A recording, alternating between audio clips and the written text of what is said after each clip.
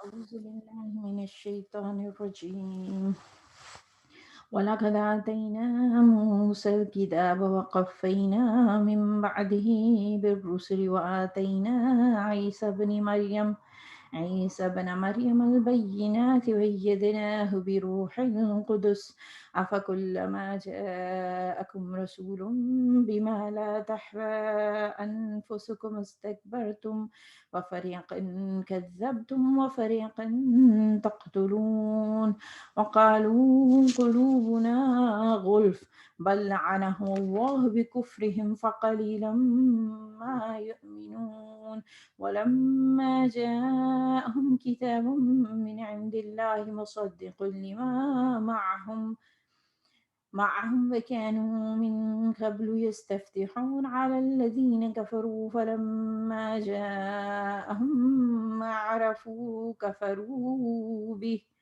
فلعنة الله على الكافرين بئس ما اشتروا به أنفسهم أن يكفروا بما أنزل الله بغيا أن ينزل الله من فضله على من يشاء من عباده فباءوا بغضب على غضب وللكافرين عذاب مهين۔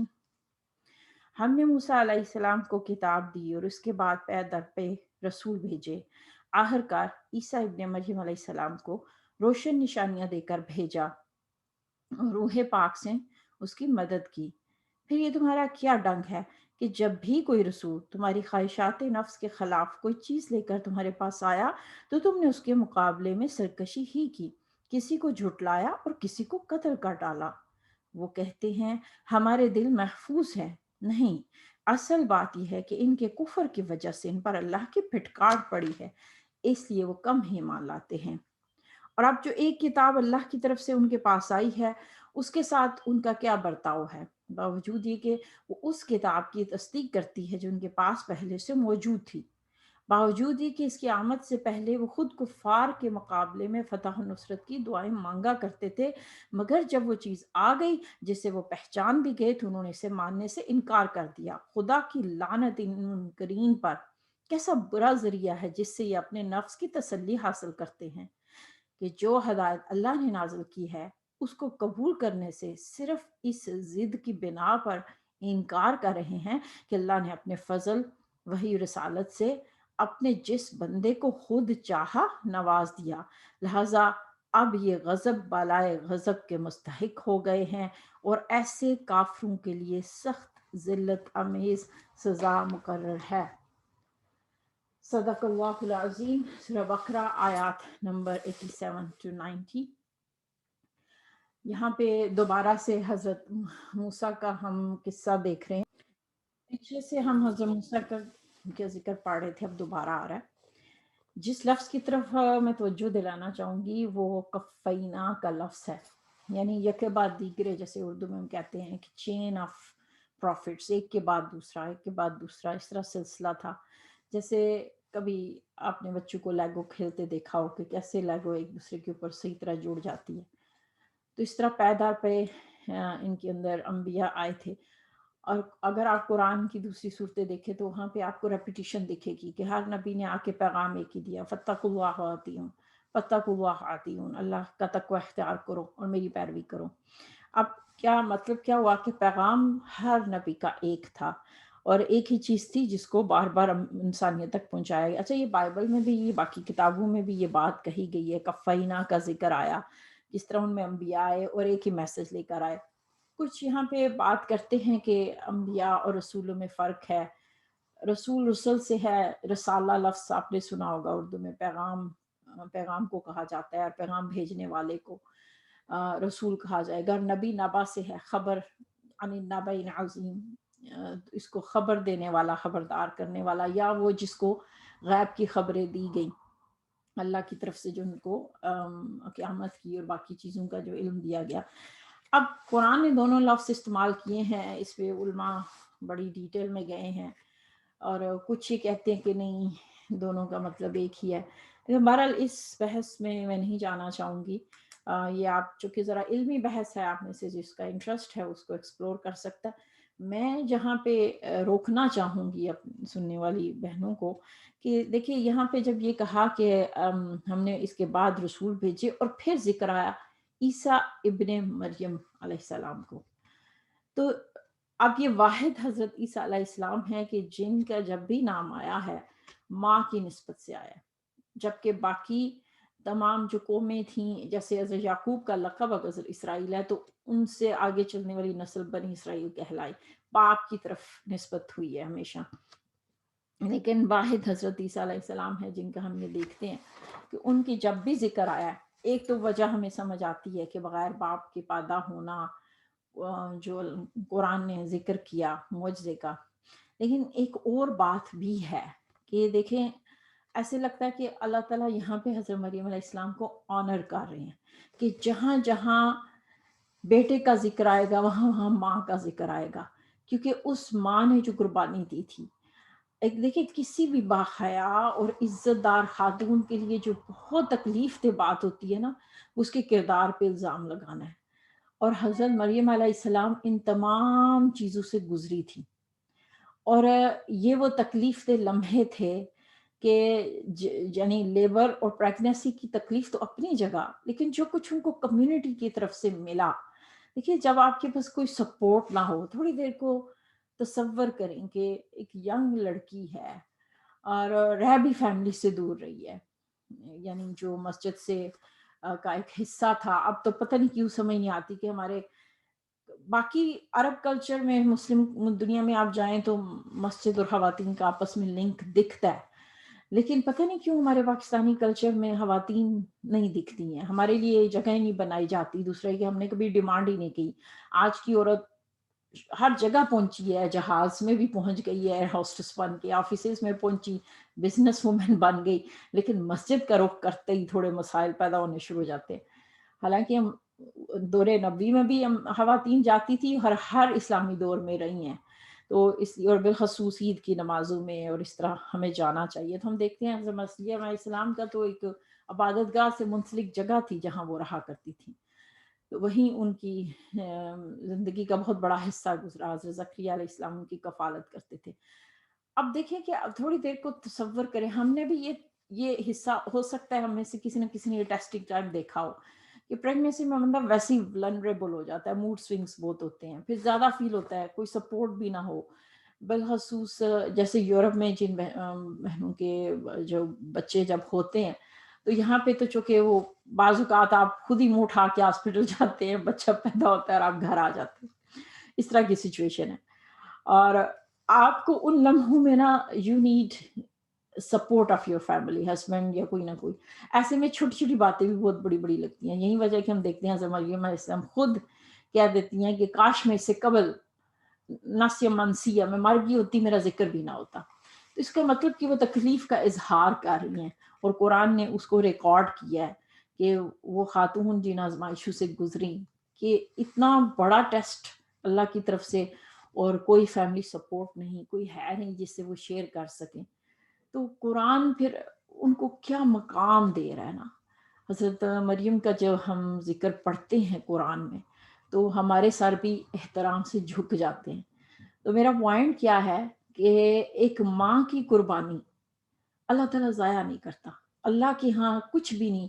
یہ جو آپ راتوں کو جاگتی ہیں، یہ جو آپ کبھی دوڑے لگا رہی ہیں، کبھی مسجد کی دوڑ تو اسکول کی دوڑ تو بچوں کے لیے شاپنگ کی دوڑ، دیکھیے حضرت ہاجرہ علیہ السلام بھی اپنے بچوں کے لیے دوڑی تو اللہ تعالیٰ نے ان کے دوڑنے کو حج کا حصہ بنا دیا، صفا مروہ کے درمیان۔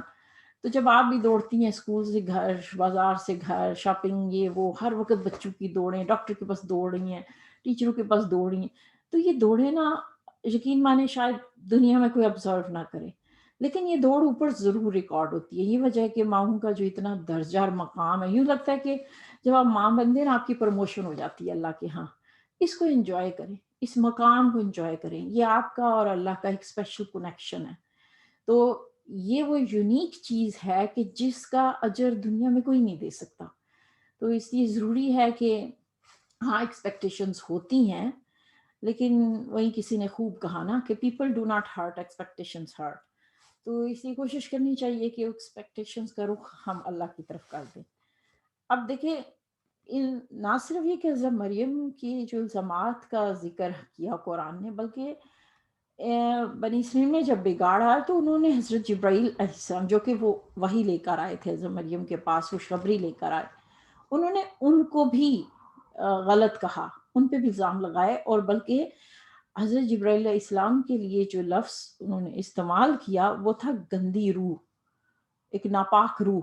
تو قرآن نے بالکل اس کے اپوزٹ روح القدس ایدناہ بروح القدس کہ ہم نے روح پاک سے، گندگی کا بالکل اپوزٹ کیا ہے؟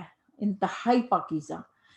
اب یہاں پہ بطور خاص ان کا ذکر کیا جا رہا ہے، حالانکہ ہر نبی کے ساتھ یہی جو فرشتے تھے انہی کی ڈیوٹی تھی پیغامات پہنچانا، لیکن یہاں پہ بطور خاص ان کا ذکر کر کے ان کی صفت کو بیان کیا گیا، اور قرآن نے بار بار حضرت جبرائیل کو اسی طرح مینشن کیا، پاک رو، امین، قوت والا. تو ان کو جواب دیا جا رہا ہے کہ تم ان کو جو مقام دے رہے ہو، اللہ کے ہاں ان لوگوں کا مقام کیا ہے. اب ساتھ ان کی پکڑ جو کی گئی یہودیوں کی، مدینہ کے یہود کو کہا جا رہا ہے، اصل میں ان کے ہاں جیسے ہم ایک ایٹیچیوڈ بار بار پڑھ رہے ہیں کہ یہودیوں کے ہاں یہ مزاج پیدا ہو گیا تھا کہ جو عام پبلک تھی وہ کتاب کا کوئی علم نہیں سیکھتی تھی. ان کے ہاں یہ کانسیپٹ تھا کہ یہ صرف علماء کا کام ہے، کہ خاص طبقے کا کام ہے. ہر ایک خاتون جس کی مطلب جو گھر سنبھال رہی ہے، بچے پال رہی، اس سے کیا ضرورت پڑی ہے کہ وہ قرآن کی سیکھے اور اس کو اپنی زندگی میں لے کر آئے.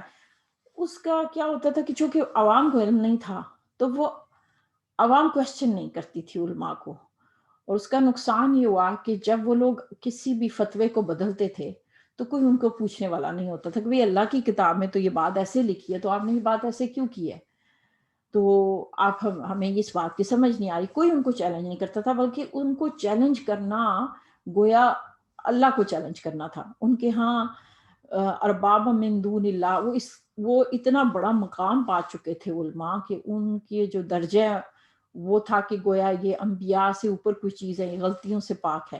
یعنی عقیدت اس حد تک تھی ان کی علماء کے اندر، ان علماء کی، کہ وہ پھر ان کو غلط باتوں پہ بھی نہیں روکتے تھے. یعنی جیسے ہمیں بلائنڈلی اطاعت کسی کو بھی فالو کرنے سے منع کیا گیا. اب دیکھیں یہ عقیدت جہاں پہ بھی ہوئی ہے وہ بیڑے ڈبوتی ہے. اب جب حضرت عیسیٰ علیہ السلام آ کے ان کو بتاتے تھے کہ بھئی تم یہ غلط کر رہے ہو، تورات میں یہ بات ایسے نہیں ایسے ہے. اور حضرت عیسیٰ علیہ السلام کے جو خطبے ہمیں بائبل میں ملتے ہیں اس میں بڑی سخت الفاظ میں ڈانٹ ڈپٹ کی گئی ہے، اور بار بار وہ تصحیح کرتے تھے کہ، اور وہ ان کو اس چیز سے نا، یہ کہا کہ تمہارے نفس کو یہ بھاری لگتا تھا، ان کو اس چیز سے بہت چڑ ہوتی تھی کہ یہ کیسا بندہ ہے جو ہمیں ہی آ کے ہماری کتاب سکھا رہا ہے.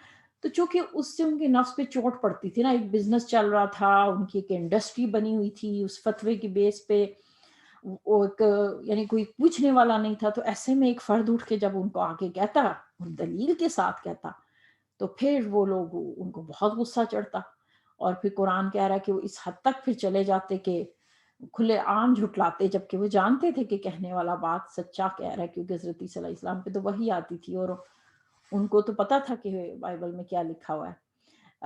جو ان کی پیچھے کتابیں ہیں ان میں کیا لکھا ہوا ہے، تورات جو پیچھے سے چلی آ رہی تھی موسیٰ کے زمانے سے.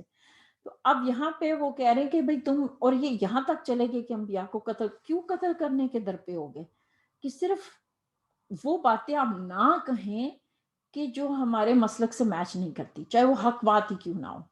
پھر انسان اس حد تک چلا جاتا ہے کہ وہ کہتے تھے قلوبنا غلف، ہمارے جو دل ہیں وہ غلاف میں. آپ نے اردو میں لفظ غلاف سنا ہوگا نا، کہ کسی چیز کو جیسے قرآن کو غلاف میں، پاکستان میں غلاف میں بڑا لپیٹنے کا رواج ہے، حالانکہ یہ کتاب آپ کی ڈریسنگ ٹیبل پہ، سائڈ ٹیبل پہ، کچن میں ہر جگہ ہونی چاہیے، لیکن بہرحال اس کو غلاف میں لپیٹ دیا گیا ہے. غلاف میں کوئی چیز لپٹ جائے مطلب کچھ اندر نہیں جا سکتی. تو سوچے کتنی ڈھٹائی سے کہہ رہے ہیں کہ بھئی ٹھیک ہے تم ہمیں بے شک بتا لو کہ یہ باتیں قرآن کے خلاف ہیں، کتاب کی، ہماری کتاب کے خلاف. ہم نہیں سننے والے، کہ ہمارے دلوں میں قلوبنا فی اقنۃ، ہمارے دلوں کو اللہ تعالی ہم نے لپیٹ لیا ہوا ہے نا، تاکہ ہم کوئی تم چینجز لے کر نہ آ سکو. تو اس پر اللہ تعالیٰ کہہ رہے نہیں ایسی بات نہیں ہے، بلکہ ان پر کفر، تم پر اللہ کی لعنت پڑ گئی ہے. اور کرپشن کی وجہ سے ان کے دل اس حد تک بند ہو گئے، اور جیسے ہم نے کافی قلوبہم مرض، اب اگر تو ان کے دل سچائی کی تلاش میں ہوتے تو ایک اور مطلب وولف کا دیکھ لیتے، اگرچہ کہ یہ مطلب عربوں میں نہیں تھا کہ غلف کا ایک اور مطلب جو علماء نے نکالا کہ اس کا روٹ اغلف سے بھی ہے۔ اغلف کہتے ہیں کہ وہ جانور جو وہ جس کا ختنہ نہ ہوا ہو اور اس کو آزاد چھوڑ دیا گیا ہو نا۔ یہودیوں میں یہ کانسیپٹ تھا چونکہ وہ لوگ ختنے کرنے کے قائل تھے، لیکن جب وہ ختنہ کرتے تھے نا اپنے بیٹوں کا، تو وہ ان کی کتاب میں یہ لکھا ہوا تھا کہ ختنہ اصل میں جسم کا نہیں دل کا ہونا چاہیے، یعنی ہم اس کے لیے ختنہ لفظ نہیں یوز کرتے، ہم تزکیہ یوز کرتے ہیں، اور عربوں کے ہاں چونکہ ختنوں کا رواج نہیں تھا تو ان کے لیے یہ چیز نئی تھی۔ تو یہاں پہ وہ یہ کہتے تھے کہ ہمارے جو دل ہیں ان کا ختنہ نہیں ہویا ہوا، کہ ہمارے دل اتنے کرپٹ ہو چکے ہیں کہ ان کا چونکہ خطرہ نہیں کیا، جس کو ہم کہیں گے کہ تزکیہ نہیں کیا گیا، اس لیے وہ لپٹ گئے، ان پہ کوئی بات اثر نہیں کرے گی۔ اب یہاں پہ اللہ کہہ رہا ہے کہ نہیں، تمہارے انکار کی وجہ سے تمہارے دلوں کی یہ حالت ہوئی ہے کہ تم ایمان نہیں لاتے۔ اور پھر کتاب کا ذکر آ رہا ہے کہ جب ان کے پاس وہ کتاب آئی جو تصدیق آ رہی تھی، اچھا اگر وہ قرآن کو دیکھتے اس پر ایمان لاتے تو قرآن نے تو اسی چیز کو رپیٹ کیا تھا، ان تمام باتوں کی تصدیق کی تھی، جیسا ہم نے ابھی دیکھا کہ جتنے انبیاء آئے تھے وہ سب کا پیغام ایک تھا، تو قرآن تو اس میں سے ہر چیز کو ریوائول دینے آیا تھا، کسی چیز کو مٹانے نہیں آیا تھا۔ اور یہودیوں کا ایٹیچیوڈ یہ تھا کہ جیسے ہم نے اس خزرج کا دیکھا کہ ان کے الحاق کرنے کی وجہ سے جو پورا میدان چل رہا تھا، یا آپس میں ان کی لڑائیاں ہونے لگ گئی تھی، ہر مشکل پہ، ہر آزمائش پہ یہ لوگ اپنے خطبوں میں ہر جگہ پہ بڑی گڑ گڑا کے دعائیں کرتے تھے کہ بس ایک نبی آنے والا ہے، اور ہر نسل دوسری نسل کو بتاتی جا رہی تھی کہ ایک نبی آنے والا ہے، بس آ لینے دو اس کو، ہم دیکھنا ہم تمہاری کیسی خبر لیں گے۔ کوئی جنگ ہوتی، کوئی سچویشن ہوتی تو ایک ہی بات پہ ان کی جگہ آ کے ایک ہی جگہ پہ تان ٹوٹ جاتی کہ دیکھنا بس وہ نبی آنے والا ہے، ساری نشانیاں پوری ہو چکی ہیں۔ اور اس چیز کے لیے وہ اتنا زیادہ اللہ تعالیٰ سے فریاد کرتے تھے کیونکہ ان کے اوپر جو بہت عرصہ سے جو کیفیت طاری ہو چکی تھی اور ایک گیپ آ گیا تھا، وہ تو عادی تھے نا کہ ایک کے بعد ایک اور نبی آ رہا ہے، ایک کے بعد ایک اور نبی آ رہا ہے، تو ان کو لگتا تھا کہ ہم اللہ کے وہ چونکہ چہیتے ہیں تو اب گیپ آ گیا ہے، تو اب اینی منٹ وہ نبی آنے والا ہے۔ یعنی یہ وہ سچویشن تھی کہ جو نبی صلی اللہ علیہ وسلم سے آنے سے پہلے کی تھی، ان کا ایٹیچیوڈ آپ کے سامنے رکھیں۔ اور اس کے بعد وہ کہا جا رہا ہے کہ جب تم نے اس کو پہچان لیا پھر اس کے بعد تم نے اس کا انکار کیا۔ کسی چیز کو پہچاننے اور سمجھنے کے بعد، دیکھیں یہ کفر کی پھر شدید شکل ہے، یہی وجہ ہے کہ ہم یہ کہہ سکتے ہیں کفر لفظ ہم حرام سے استعمال کر لیتے ہیں، حالانکہ اس درجے کا کفر بعد میں نہیں ہو سکتا، نہ ہی اس درجے کی منافقت بعد میں ہو سکتی ہے، کیونکہ ان کے سامنے نبی صلی اللہ علیہ وسلم زندہ موجود تھے، ان کے سامنے وحی آ رہی تھی، انہوں نے دن رات اسلام کے معجزوں کو دیکھا کہ کس طرح اس دین نے زندگیوں کو بدلا، ان کے سامنے صحابہ کرام کی سیرتیں موجود تھی۔ تو پھر کوئی شخص اتنی زیادہ اپرچونٹیز کے ساتھ اگر انکار کر دے تو پھر اس کے پاس آپشنز ختم ہو جاتے ہیں، تو ظاہر ہے اس لیول کا کفر آج نہیں کیا جا سکتا، کیونکہ جو بعد کے لوگ ہیں انہوں نے بہرحال ان تک بات پہنچی ہے، اسی طرح ہمارا ایمان اس درجے کا نہیں ہے، اسی طرح کیونکہ جو صحابہ کرام نے قربانیاں دیں، جو مشکلیں انہوں نے برداشت کی، اس لیول پہ پہنچنا مشکل ہے۔ اچھا یہاں پہ جو بار بار ہم بات کر رہے ہیں کہ اللہ تعالیٰ نے ان پر پھر لعنت کی، اور اگلی آیت ہم غور سے دیکھیں گے کہ ان پر غضب نازل ہوا، ایک ایک سوال ہے جو بار بار اٹھ رہا ہے، جو ہم پیچھے بھی ڈسکس کر چکے ہیں، کہ کیا پھر ہمارے لیے جائز ہے کہ ہم بھی یہودیوں پر غصہ کریں، کیونکہ ہمارے یہاں تو کسی کو گالی بھی دینی ہو تو اس کو کہتے ہیں کہ یہ یہودی ہو گیا ہے، یا یعنی ایک نا نفرت اور غصہ ہے ہمارے اندر یہودیوں کے لیے، اور کچھ بھی نہیں ہے، اور ہم یہ سوچتے ہیں کہ یعنی قرآن کی آیات پڑھ کے کہ شاید چونکہ اللہ نے ان پہ یہ کیا، اللہ نے ان کے بارے میں بات کی، تو ہمارا حق بنتا ہے کہ ہم ان سے نفرت کریں، ان پہ غصہ کریں۔ پچھلی بار بھی ہم نے ایک ایگزامپل سے بات سمجھی، تو اب بات یہ ہے کہ اگر ہم غصہ کر رہے ہیں نا یہودیوں پر، تو اس کی اور اللہ جو غصہ کر رہا ہے، دونوں کی کے اندر ڈفرنس ہے. جو ہمارا یہود کے ساتھ غصہ ہے اس کی وجوہات سیاسی ہیں، ٹھیک ہے، وہ پولیٹیکل جو سچویشن چل رہی ہے اس وجہ سے پولیٹیکل اختلاف ہوئے، ہم نے اس کو اٹھا کے جوڑ دیا اس دینی اختلاف سے. اللہ تعالیٰ نے جو ان کی پکڑ کی جہاں جہاں پہ بھی کی، وہ تو نبی صلی اللہ علیہ وسلم کے انکار کی کرنے کی وجہ سے تھی اور قرآن کا انکار کرنے کی وجہ سے تھی. ہمارے غصے کی وجوہات زیادہ تر سیاسی ہیں، ان کا دین سے تعلق عموماً نہیں ہے. پھر ایک اور بات، فرض کیجئے کہ کوئی کہتا ہے کہ نہیں سیاسی وجوہات بھی ہوں، ہمارے پاس وجوہات ہیں کہ ہم ان سے نفرت کریں، ہم ان پہ غصہ کرتے کیونکہ وہ یہ ایسے اور ایسے ہیں، قرآن نے کہا ہے. پھر قرآن سے آیات کوٹ کی جاتی ہیں. تو بات یہ ہے کہ اگر اللہ تعالیٰ ایک قوم پہ غصہ کر رہا ہے، اس پہ لعنت بار بار بھیج رہا ہے، اس کا غضب کا ذکر کر رہا ہے، پھر ان سے بات کیوں کر رہا ہے؟ یعنی ان کی اتنی زیادہ ہسٹری وہ کیوں کر بار بار ان سے مخاطب ہو رہا ہے؟ کہ ہونا یہ چاہیے تھا کہ پھر اللہ تعالیٰ اس چیپٹر کو ہی بند کر دیتا نا. یہاں تک کہ ان کی علماء جن کی پکڑ سب سے زیادہ ہو رہی ہے، ان سے بھی اللہ تعالیٰ نے ڈائریکٹ بار بار بات کی ہے اور ان سے مکالمہ چھوڑا نہیں ہے. یہ اللہ کا طریقہ ہے کہ اللہ تعالیٰ اس غصے اور غضب کے باوجود، ان کے اتنے بڑے بڑے جرائم کے باوجود ان سے کلام کر رہا ہے، ان سے مخاطب ہو رہا ہے. تو یہاں پہ پھر سوال پیدا ہوتا ہے کہ اگر ہم یہ حصہ چھوڑ دیں تو پھر ہم کیسے کہہ سکتے ہیں کہ بھئی چونکہ ہم نے سب کچھ کر کے دیکھ لیا تو نہیں ہوا، تو اب ہم ان پہ غصہ کر سکتے ہیں. یہ جو حصہ ہے کہ ہم ان سے مخاطب ہوں، ہم ان سے ڈائلاگ کریں ابھی بھی، تو پھر اوور آل دیکھنا ہوگا کہ ہمارے ہاں کیا اس کی سچویشن ہے. کیا ہم ان سے بات کرتے ہیں؟ کیا ہماری مساجد میں ہم نے کبھی یہودی کو دعوت دی، اور کبھی ہماری گیدرنگز میں وہ آئے ہوں؟ یہاں یورپ میں رہنے والوں کو تو چانس ملتا ہی ہے کہ افطار میں ان کو بلا لیا جائے، ادھر ادھر گیدرنگز میں، باربیکیو پہ. اور بالخصوص علماء کو ہر کچھ عرصے بعد ان کے علماء کے ساتھ ڈائلاگ ہونے چاہیے. اور اسی طرح مسلمانوں کو بھی ان کے سیناگاگ اور ان جگہوں پہ جانا چاہیے جہاں پہ ڈائلاگ کیے جا سکتے ہیں. چلیں اب یہ تو بڑی بڑی باتیں ہیں جو ہم اور آپ سن سکتے ہیں. اس کے علاوہ ہم جو چیز میرے اور آپ کے بس میں وہ سوشل میڈیا ہے، کہ جہاں جہاں ہماری کیپیسٹی ہے تو ہم وہاں نفرت پھیلانے والے نہ ہوں. جس قوم کو اللہ نے اس قابل سمجھا، اب دیکھیے ابھی تک کتنی آیات ہم پڑھ رہے ہیں، کتنی گہرائی سے جا کے بات کی ہے.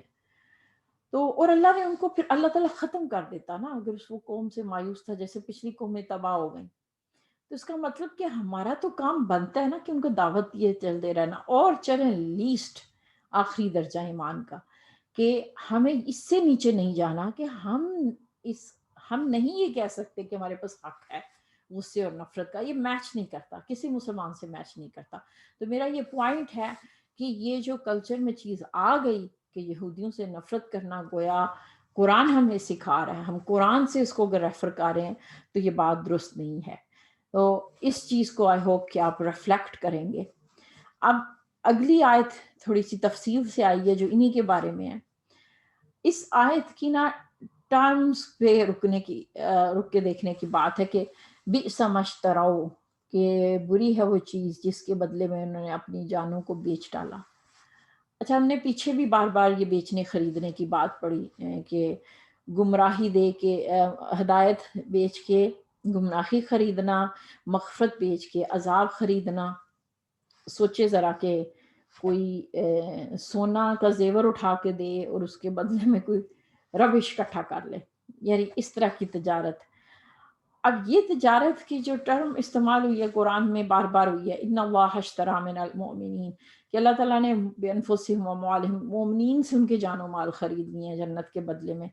تو گویا یہ تجارت، اور ہم بھی بزنس ڈیل کیسے کرتے ہیں، یعنی ایکسچینج کرتے ہیں، دو طرفہ ہوتی ہے، اسی کو ڈیل کہا جاتا ہے. تو خود کو خریدنا، خود کو بیچنا، یہ بات ذرا سوچنے والی ہے، کیونکہ یہاں پہ ہمیں اس آیت کے پیچھے ایموشنز کو دیکھنا ہوگا.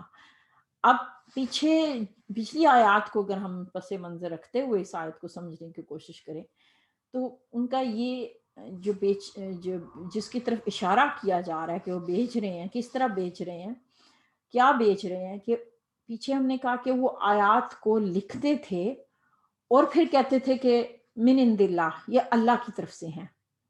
گویا ایک چیز بنانا، ایک آئیڈیالوجی، ایک فتویٰ، ایک چیز ریڈی کر کے پھر اس کو عوام میں دیتے تھے اور کہتے تھے کہ یہ اللہ کی طرف سے ہے. تو گویا جب اللہ کی طرف سے کوئی چیز وہ اللہ کی طرف منسوب کر رہے ہیں، اتنا بڑا جرم، اتنا بڑا کفر، تو وہ پھر اپنا ایمان تو بیچ چکے نا. تو کتنا خسارے والا یہ سودا ہے کہ گویا انہوں نے اپنا آپ بیچ ڈالا. اور اس کے بدلے میں پھر ان کو کیا ملا، اسی آیت ہم آگے جا کے دیکھیں گے. اب آئیڈیالوجی جو بیچنا ہے نا، جیسے آج کے دور میں پولیٹیشنز بیچتے ہیں. ہر کوئی ایک نظریے کی، ایک ویژن کی شور مچاتا ہے نا. ہر ایک کے پاس ایک رائے ہے اور وہ اسی پہ ہی چلنا چاہتا ہے.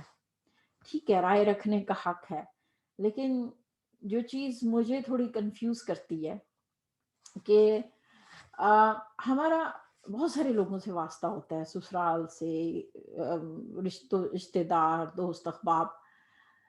اب دیکھیں کہ ہر ایک کے پاس ایک کرائٹیریا ہے، ایک سٹینڈرڈ ہے، کہ اگر آپ نے یہ چیز ایسے نہیں ایسے کی تو یہ صحیح ہے اور ایسے کی تو غلط ہے. ہر ایک کا ایک اپنا پیمانہ ہے.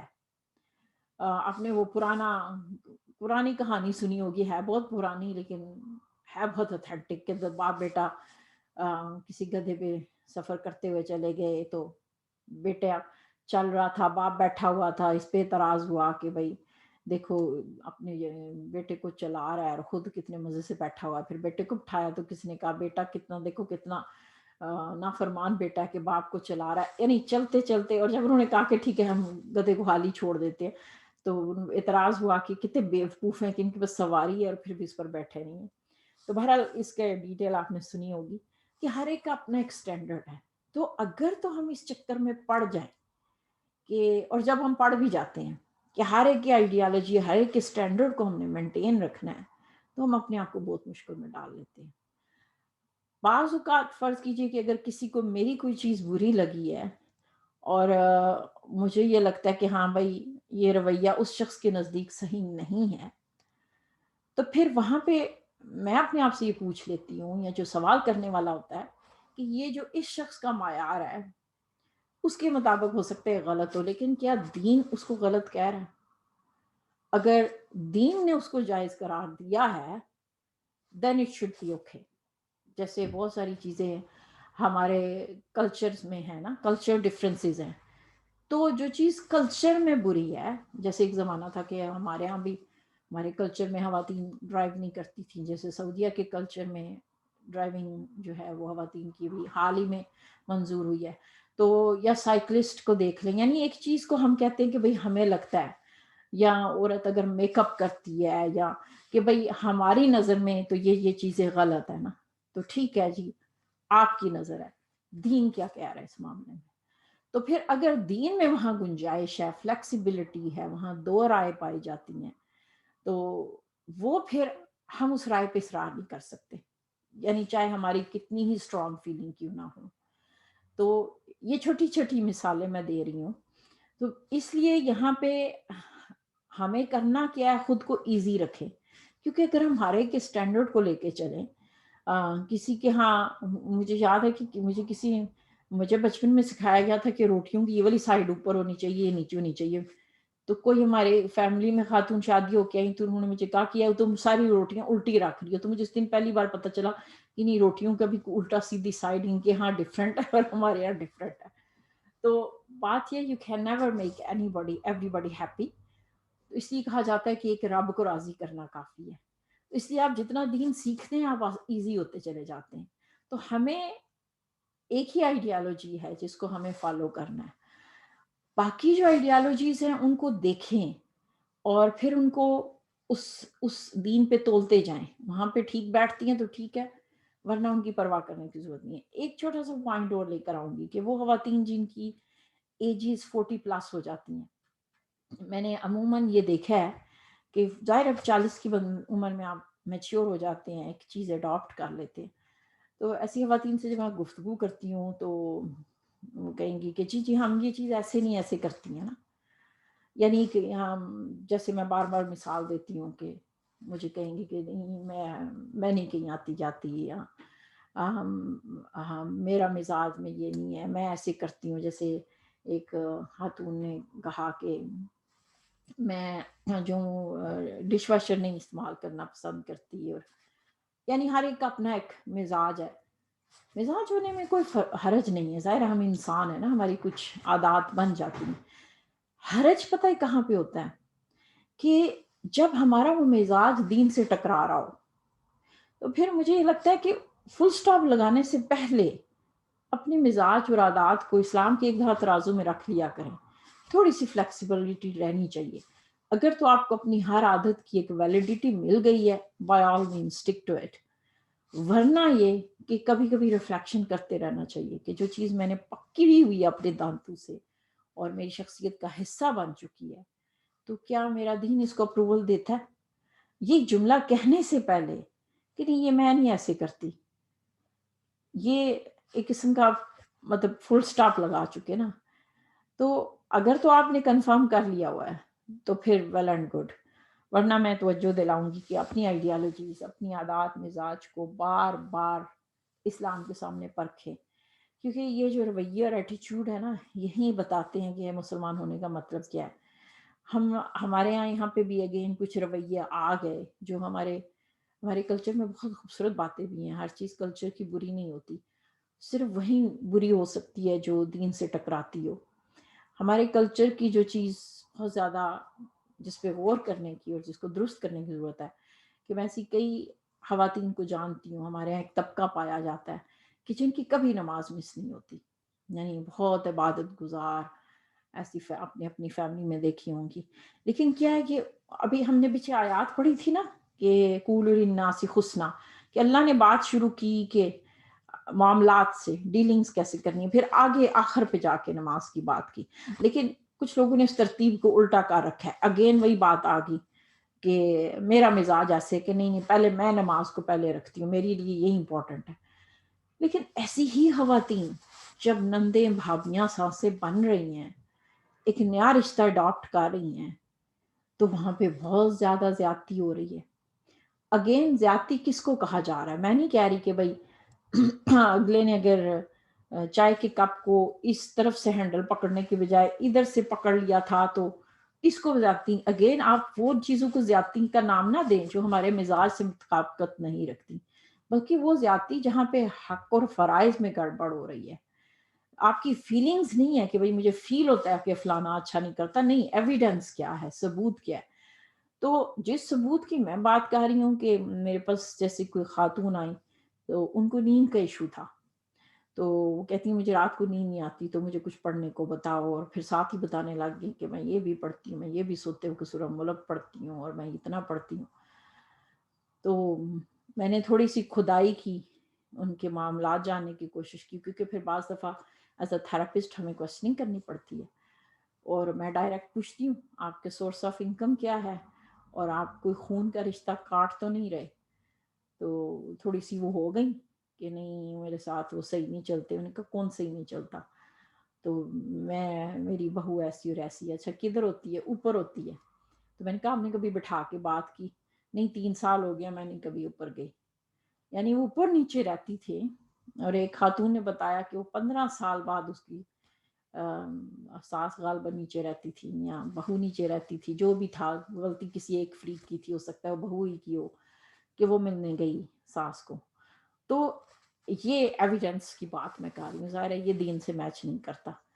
تو پھر وہاں پہ میں حیران اس بات پہ ہوتی ہوں کہ ان خواتین نے خود کو سیٹسفائی کیا ہوتا ہے کہ چونکہ ہم نماز پڑھ رہے ہیں، چونکہ ہم حج کر چکے ہیں، چونکہ میں حجاب پہنتی ہوں، تو بس باقی ٹھیک ہے. میرے گھر کی انکم کیسی ہے اس میں میرا تو کوئی ایشو نہیں ہے. یا پھر یہ کہ میرے گھر میں میری بھابھی کے ساتھ میری امی صحیح سلوک نہیں کر رہی، تو مجھے تو نہیں برائی کو روکنا زبان سے، کیونکہ میری نمازیں پوری ہیں، اللہ اللہ خیر صلاح. یا پھر یہ کہ تربیت، بچوں کی تربیت کے معاملے میں خود کو اتنا ڈھیلا ڈالا چھوڑ دینا کہ کچھ نیا سیکھنے کی ضرورت نہیں ہے، حالانکہ اگلی نسلوں کی تربیت کی ذمہ داری تو ہماری بنتی ہے. تو یہ وہ رویے ہیں کہ جن کو بار بار ہمیں دین کی طرف آنے کی ضرورت ہے. کیونکہ دیکھیں اللہ تعالیٰ یہاں پہ بنی اسرائیل کی جو کیس اسٹڈیز ہمیں کروا رہا ہے اور بار بار کچھ چیزیں سامنے لے کے آ رہا ہے، اس کی وجہ کیا ہے؟ اس کتاب کے ساتھ ان کا رویہ، اور ہمیں بار بار جائزہ لینا ہے کہ کیا ہم اس کتاب کو ہی لے کر چل رہے ہیں، اپنے آپ کو اس سامنے پیش کرنے کو تیار ہے۔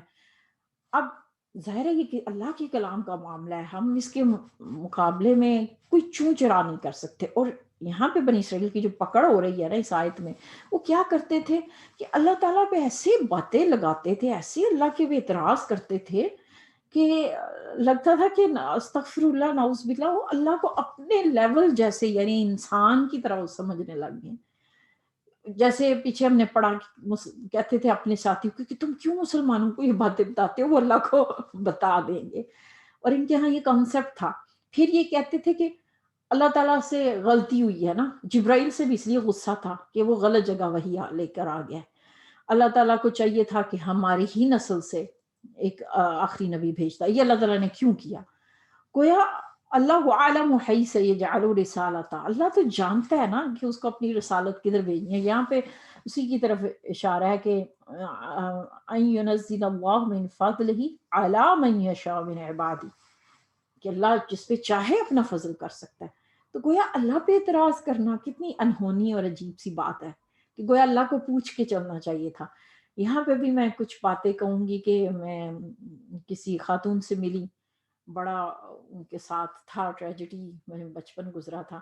عموماً میں نے نوٹ کیا کہ جن لوگوں کے بچپن میں ٹریجڈیز ہوئی ہوتی ہیں ان کا ظاہر ہے یہ دنیا ہے نا، جنت تو نہیں ہے، ان کی جو ٹیسٹنگ ہے، جو ان کی آزمائش ہے، جو یوسف علیہ السلام کی طرح، وہ اس لیے کی جاتی کہ ان کو بہت بڑا ان سے اللہ نے کام لینا ہوتا ہے، تو ان کو وہ ٹریننگ دے کر اللہ تعالیٰ تیار کر دیتا ہے بہت چھوٹی عمر سے، کیونکہ جن کو بہت سموتھ اور سپورٹیو بچپنا ملتا ہے، بہت نرچرنگ انوائرمنٹ، وہ پھر اس مشن کو اچیو نہیں کر پاتے، تو ان کو کچھ ٹیسٹنگ ٹائم سے گزارا جاتا ہے، بالکل حضرت یوسف علیہ السلام کی طرح اپنی ہی فیملی سے وہ ٹارچر ہوتے ہیں۔ اب یہاں پہ جن کا بچپنا اس طرح تھا، تو میں نے کسی ایک آدھ کو گلا کرتے دیکھا کہ وائی می، کہ اللہ تعالیٰ نے آپ کو نہیں پتا میرے ساتھ کیا کیا ہوا۔ تو میں پھر حیران ہوں کہ کہتی ہوں آپ کیا کہنا چاہ رہی ہیں کہ اللہ تعالیٰ کو آپ سے پوچھ کے آپ کی قسمت لکھنی چاہیے تھی، یا آپ سے پوچھ کے اللہ تعالیٰ کہتا کہ ہاں مجھے میں تمہیں کہاں پیدا کروں، کن لوگوں کو تمہارے ارد گرد بٹھاؤں، اور آپ پک اینڈ چوز کرتی، شاپنگ لسٹ بناتی ہیں اور اللہ کو دیتی، ان کو میرا ماں باپ بنانا، فلانے ملک پیدا کرنا، اور فلان ڈیٹ کو نہیں فلانی ڈیٹ کو پیدا کرنا ہے۔ تو اس کو ہم پھر رب کیوں کہہ رہے ہیں؟ اور رب العالمین ہے، وہ غلطیوں سے مبرہ ہے، ہماری سمجھ بعض دفعہ نہیں وہاں تک جا پاتی ہے۔ تو اسی اللہ کے نفس راضیۃ مرضیہ، نفس مطمئنہ، اسی کو تو کہتے ہیں۔ اللہ کو ہم کیسے کوشچن کر سکتے ہیں؟ یعنی یہ تو پھر ایمان، ہاں کوشچن اس طرح کیا جا سکتا ہے جیسے فرشتوں نے کہا کہ ایک بات کی ہمیں ریسرچ کرنا ہے، اس کی ہمیں سمجھ نہیں ہے، لیکن ہم اس طرح اعتراض نہیں کر سکتے کہ اللہ تعالیٰ تو نے مجھے فلانے ملک میں اور اس باڈی میں کیوں پیدا کیا ہے۔ یعنی یہ معاملات ایمان کو خطرے میں ڈال دیتے۔ تو یہاں پہ جب انہوں نے اپنے ایمان کو خطرے میں ڈالا اور اللہ پہ اعتراضات کیے، تو اللہ تعالیٰ یہاں پہ پھر کیا کہہ رہا ہے؟ اچھا عبادی، اپنے بندوں میں سے، کیونکہ یہودی کہتے تھے کہ بس ہم we are the children of Israel, اور وہ کہتے تھے گاڈ آف اسرائیل، ان کے ہاں صرف یہ لفظ یوز ہوتا تھا گاڈ آف اسرائیل، کہ اللہ تو صرف اسرائیل کا ہے۔ تو یہاں پہ تو عبادی عربوں کے لیے اشارہ ہے نا، وہ اپنے بندوں میں سے جس کو چاہے۔ اب یہاں عرب بھی تو اس کے بندے ہیں، چاہے وہ اجمی ہیں چاہے عربی ہیں، اس چیز سے ان کو آگ لگتی تھی کہ بندے تو صرف ہم ہیں نا، نحن احبا، کہ ہم اللہ کے چہیتے ہیں۔ یہ آیت کا مفہوم شیئر کر رہی ہوں۔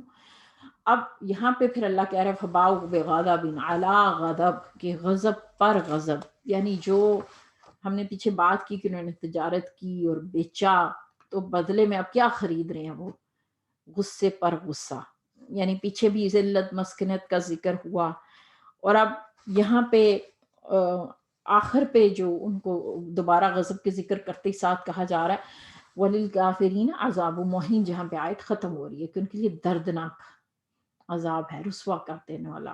یعنی ایسے جیسے اللہ تعالیٰ دھمکی دے رہا ہے کہ یہاں پہ تو غضب ذلت مسکنت سب کچھ مل رہی ہے، لیکن دس از ناٹ دا اینڈ، اصل خبر تو تمہاری اس دن ہوگی جس میں زیادہ دردناک عذاب ہے۔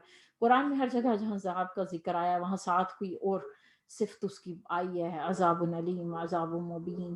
عذاب شدید، یہاں پہ عذاب مہین کا لفظ آیا ہے، جیسا جرم ہوتا ہے ویسی سزا دی جاتی ہے۔ تو یہاں چونکہ ان کا جرم پہلے پیچھے تمام آیات میں ان کے جرم کی تفصیل سے بات کی جا رہی ہے، تو یہاں ان کے جرم کو دیکھتے ہوئے کہا جا رہا ہے کہ ان کے لیے رسوائی والا عذاب ہے۔ یہاں پہ صرف ان کی ذلتیں یہاں ختم نہیں ہوں گی بلکہ وہاں پہ بھی ہوں گی۔ تو یہ وہ رویے ہیں کہ اللہ تعالیٰ جن سے ہمارے مزاجوں کو، عادات کو پاک رکھے، اور ان لوگوں میں سے شامل کرے کہ جو اپنے نفس کا تزکیہ کرنے والے ہیں۔ اللہم اجعل القرآن ربیع قلبی ونور صدری وجلاء حزنی وذہاب ہمی وغمی۔ السلام علیکم ورحمۃ اللہ۔